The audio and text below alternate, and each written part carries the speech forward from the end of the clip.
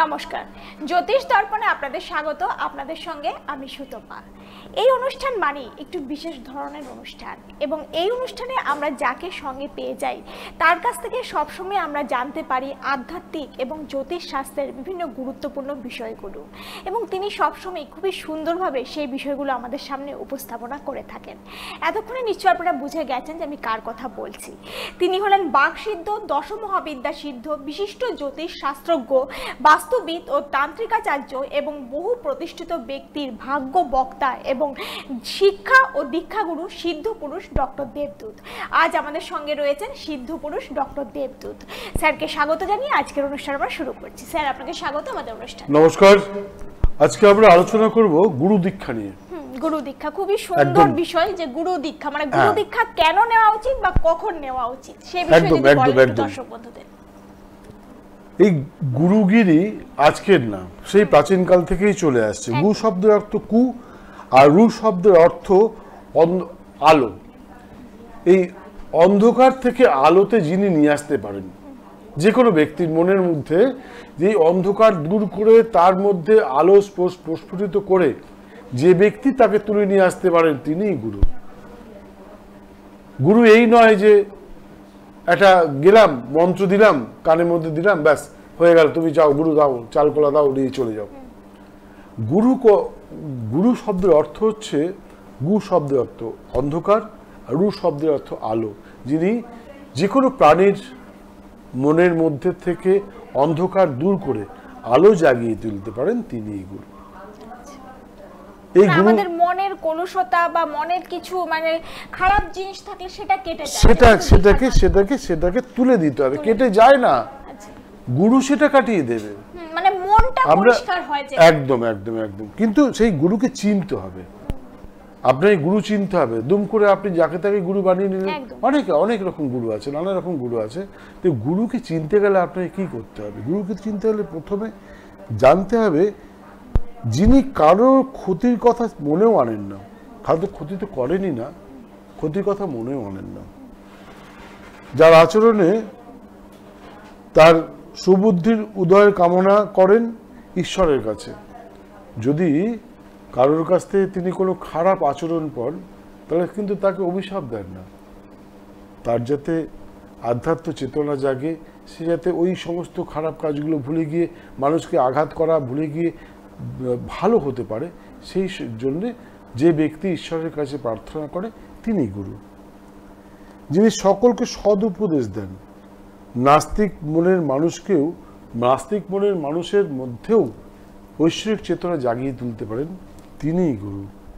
যিনি অতি সাধারণ জীবনযাপন করেন, কোনো 5 স্টার হোটেলে গিয়ে খাওয়া দাওয়া সেরকম না, খুব সামান্য জীবনযাপন করেন। আর আরেকটা কথা, তার জ্ঞানের পরিধি সর্বসমক্ষে সশ্রয় প্রচার করেন না। তার অনেক জ্ঞান থাকতেই পারে, কিন্তু তিনি সবার কাছে বলে বেড়ান না যে আমার এই জ্ঞান আছে, তিনি গুরু। যিনি দীক্ষাদানের পূর্বে শিষ্যের দীক্ষাদানের পূর্বে পুঙ্খানুপুঙ্খ বিচার করে তাকে দীক্ষা দেওয়া উচিত কিনা। আপনি দুম করে আসলেন আর আপনাকে দীক্ষা দিতে হল তা না। জানতে হবে যে আপনার ইষ্টদেব বা ইষ্টদেবীকে, আগে আপনার ইষ্টদেব এবং ইষ্টদেবীকে জাগিয়ে তুলতে হবে, তারপর আপনাকে দীক্ষা দিতে হবে। যিনি বার, তিথি, নক্ষত্র, করণ, যোগ এই 5টার সম্বন্ধে খুব ভালোভাবে অভিজ্ঞ, এবং সেই শিষ্য যাকে দীক্ষা দিচ্ছে তার যে শুভ দিনক্ষণ, সেই শুভ দিনক্ষণে যিনি দীক্ষা দিতে পারেন, তিনিই গুরু। এই নয় যে আপনি আসলেন, দুম করে আপনাকে দীক্ষা দিয়ে দিল। দীক্ষা দেওয়ার আগে আপনার ইষ্টদেব বা ইষ্টদেবীকে জাগিয়ে তুলতে হবে। যার আচরণে বারবার প্রভাবিত হয়, তার কোনো লোভ নেই, তার কোনো লালসা নেই। যিনি নারকেলের মতন শক্ত, অর্থাৎ বাইরেটা যার প্রচণ্ড কঠিন কিন্তু ভিতরটা অত্যন্ত নরম, তিনিই গুরু। যিনি সকলকে স্নেহের চোখে দেখেন, সকলকে সমান চোখে দেখেন, তিনিই গুরু। যিনি নিঃশুল্ক দীক্ষা দেন, অর্থাৎ দীক্ষা দেওয়ার সময় কোনো অর্থ নেন না, তিনি গুরু। হ্যাঁ, গুরু কি নেন? গুরু শিষ্যের কাছ থেকে শ্রদ্ধা ভক্তি নেবে, কোনো অর্থ নেয় না। অর্থ নিলে সেটা গুরুগিরি হলো না। যাই হোক, দীক্ষা নেওয়ার কতগুলো দিন আছে, মাস আছে, এসব সম্বন্ধে এখন আলোচনা করতে গেলে আমাদের অনেক সময় লেগে যাবে। এটা কি এক একজন ব্যক্তির মানে এক একজন মানে জাতক জাতিকার কি আলাদা আলাদা মানে ভালো শুভ মাস বা শুভ দিন রয়েছে? না, এরকম কোনো দিক নেই যে দীক্ষা কোন সময় নেওয়া উচিত বা একটা বয়সের ভালো হয়। যেহেতু মানে এটা ফাল্গুন মাস চলছে, তো এই ফাল্গুন মাসে দীক্ষা নিলে খুব ভালো হয়। আচ্ছা, দীক্ষা নেবার জন্য আপনাকে মনে রাখতে হবে যে দীক্ষা গ্রহণের জন্য বললাম একটু আগে যে শুভ দিনক্ষণের ব্যাপার আছে। রবিবার, সোমবার, বুধবার এবং বৃহস্পতিবার, এই দিনে দীক্ষা নিলে খুব ভালো হয়। আচ্ছা, কোন বয়স সীমা আছে কি যে এত? না, দীক্ষা নেওয়ার কোনো বয়স সীমা নেই। আমার কাছে একজন দীক্ষা নিয়েছিলেন বীরেন্দ্র কুমার বড়ুয়া, যিনি স্বাধীনতা সংগ্রামী ছিলেন। 96 বছর বয়সে উনি দীক্ষা নিয়েছিলেন। আসামের বরপেটিয়াতে থাকতেন, এখন উনি দেহ রেখেছেন। হ্যাঁ, তো যে কোনো বয়সে আমরা দীক্ষা নিই? যে কোনো বয়সে। আর আপনাকে একবারই দীক্ষা নিতে হবে তার কোনো মানে নেই। আমি 7 বার দীক্ষা নিয়েছি, আমার 7 জন গুরু। আমার ভালো লেগেছে, ওর কাছ থেকে আমি কিছু জানতে পারবো, উনি আমাকে কিছু দিতে পারবেন, ওনার কাছ থেকে দীক্ষা নিই। যাই হোক, রবি, সোম, বুধ এবং বৃহস্পতি এই দিনগুলোতে দীক্ষা নেওয়া খুব ভালো। কারণ রবিবারে আর্থিক উন্নতি ঘটে, সোমবারে শান্তি লাভ, বুধবারে সম্পত্তি বৃদ্ধি, আর বৃহস্পতিবারে জ্ঞান বৃদ্ধি ঘটে।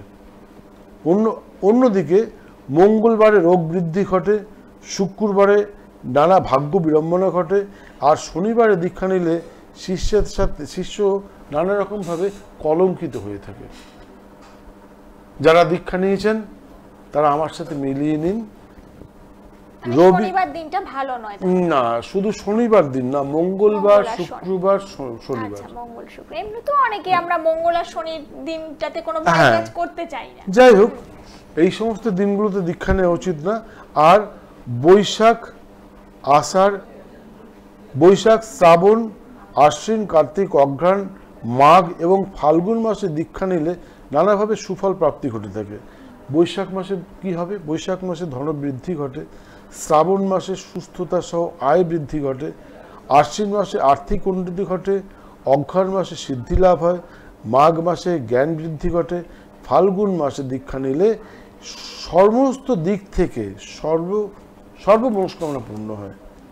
আবার চৈত্র মাসের পূর্ণিমার শুভক্ষণে যদি গোপাল মন্ত্র নেন, আষাঢ়ের দ্বিতীয়া, পঞ্চমী, সপ্তমী, দশমী, ত্রয়োদশী এবং পূর্ণিমায় যদি দীক্ষা নেন তাহলে সুফল প্রাপ্তি ঘটে এবং সিদ্ধি লাভ ঘটে। কিন্তু জ্যৈষ্ঠে রোগ বৃদ্ধি, ভাদ্রে সন্তান নাশ, পৌষে শত্রু বৃদ্ধি তথা কুটুম্বের সাথে মনোমালিন্য ঘটে থাকে। তাতে আমাদেরকে মাথায় রাখতে হবে যে আমরা যেন কোনোভাবেই যেন আমরা জ্যৈষ্ঠ, ভাদ্র, পৌষ মাসে কোনো রকম ভাবে দীক্ষা না নেই। মানে মাসের উপরও অনেক কিছুই নির্ভর করে, একদম মাসের উপর ডিপেন্ড করে। এই মাসগুলোকে বাদ দিয়ে দীক্ষা নিলে আমরা একটা ভালো ফল পাবো, কিন্তু এই মাসগুলোতে নিলে হয়তো অনেক খারাপ ফল আসতে পারে। একদম আমাকে মাথায় রাখতে হবে, দীক্ষা নেওয়ার আগে আমাকে গুরুকে যাচাই করতে হবে, গুরু সত্যি কি ধরনের মানুষ। এটাই মানে আমরা গুরুর কাছ থেকে নেব, সেটাই অনেকের মনে প্রশ্ন। আমি শুনেছি এরকম অনেকে আছে যে গুরুদেব মানে অনেকেই আমার কাছে এসেছেন, আমার কাছে আবার পুনরায় দীক্ষা নিয়েছেন। তিনি বললেন, তুমি দীক্ষা নিয়েছিলে? হ্যাঁ গুরুদেব, আমি দীক্ষা নিয়েছিলাম। তো তুমি সেই গুরুর মন্ত্র জপ করছো? না, সব ছেড়ে দিয়েছি। কেন? আর বলবেন না, ওখানে গেলেই সঙ্গে সঙ্গে 500 টাকা দিতে হবে। আরে এরকম কি ব্যাপার? আমি গরিব মানুষ, আমার কাছে 50 টাকা নিয়ে 500 টাকা দিয়ে গুরুদেবকে প্রণাম করব? আর যদি না দেওয়া হয় তাহলে 10টা লোকের মাঝখানে আমার সাথে এমন মানে ভান করবে যেন মানে আমি খুব মানে তাচ্ছিল্য এইরকম। ওই জন্য আমি আপনার কাছে এসেছি, আমি আপনার কাছ থেকে দীক্ষা নেবো। আর আমিও তো অনেক টাকা নেই গো। বলে হ্যাঁ আমি জানি আপনি কি নেন, আপনি শুধু ভক্তি শ্রদ্ধা নেন।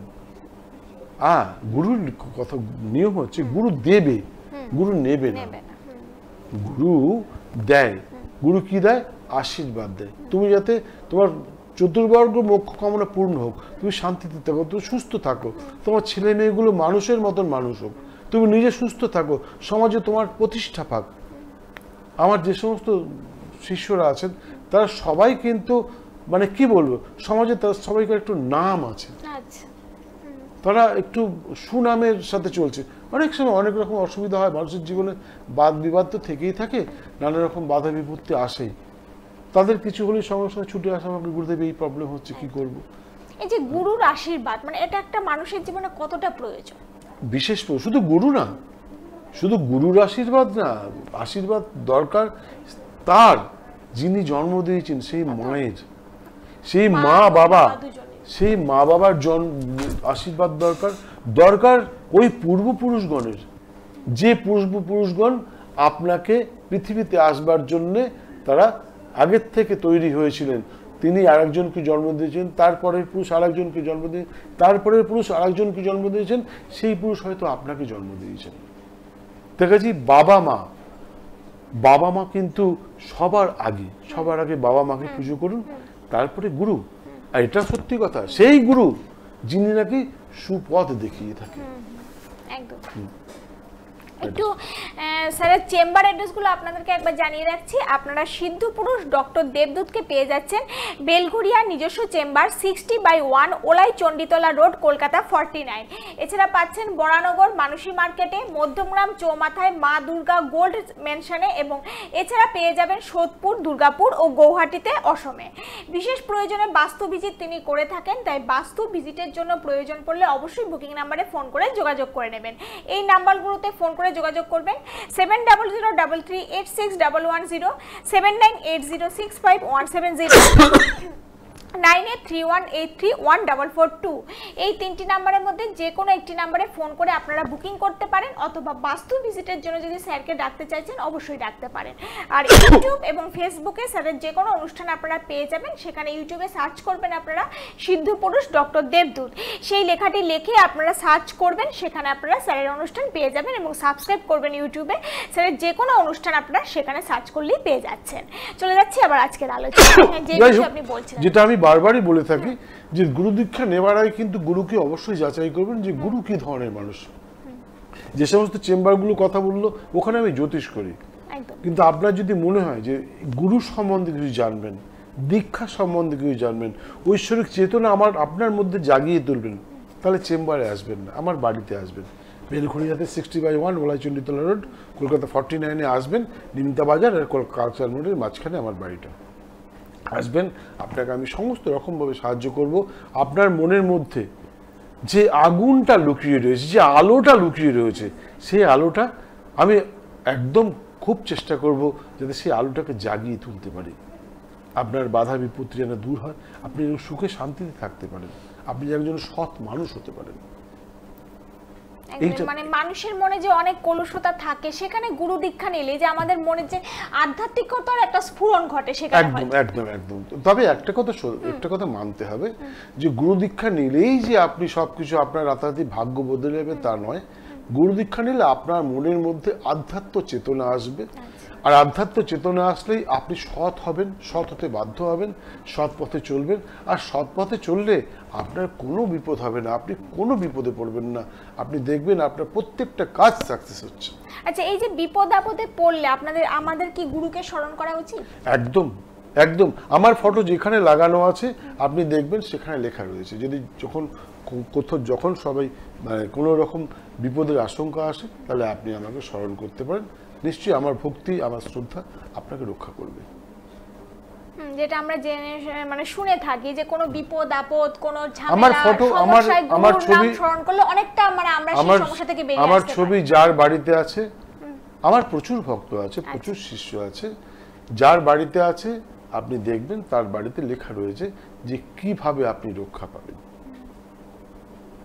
যাই হোক, আজকে সময় শেষ করছি। তাহলে আপনারা খুবই সুন্দর বিষয় কিন্তু আজকে জানতে পারলেন দর্শক বন্ধুরা। আর স্যারকে পাওয়া মানেই কিন্তু এটা, এই যে আধ্যাত্মিক চেতনা কিভাবে জাগ্রত করা যায় সেই বিষয়ে কিন্তু দাদা আজকে সুন্দর টপিকসে বললেন। এই যে গুরু দীক্ষা, আর একটা কথা বলে রাখি,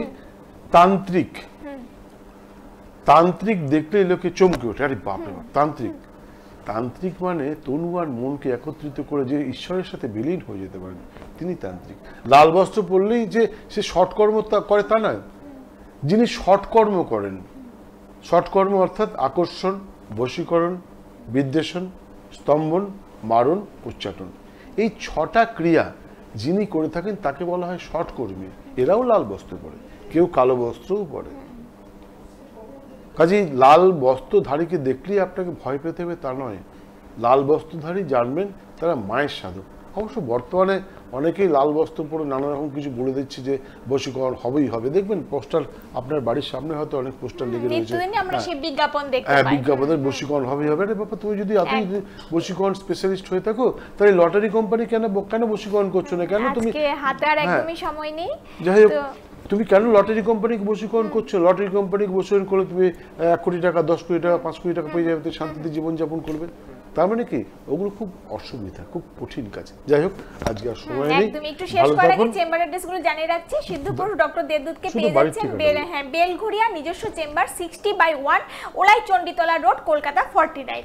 নিজস্ব গৃহ চেম্বার রয়েছে এখানে, নিজস্ব গৃহ, তাই আসতে চাইছেন যারা তার বেলঘড়িয়াতে অবশ্যই যোগাযোগ করে নেবেন। এই বুকিং নাম্বারে ফোন করে আপনারা আসতে পারেন, যে কোনো সমস্যা নেই। হ্যাঁ, একটা ফোন করে আসবেন। হ্যাঁ, একদমই আগে থেকে ফোন করে আসবেন। আর যে বিষয় নিয়ে আলোচনা করলাম, গুরু দীক্ষা বা কোনো আধ্যাত্মিক চেতনা যদি আপনাদের জাগাতে হয় সেখানেও আপনারা যোগাযোগ করতে পারেন স্যারের সঙ্গে। আর কোনো বাস্তু সমস্যা থাকলে সেখানেও স্যারকে ডাকতে পারেন বুকিং নাম্বারে ফোন করে যোগাযোগ করে। আজ এখানেই শেষ করব। সবাই খুব ভালো থাকবেন। স্যার, আপনাকে অনেক ধন্যবাদ। নমস্কার, সুস্থ থাকুন, সফল হন, সমস্ত কাজে সফল হন। জয় মা।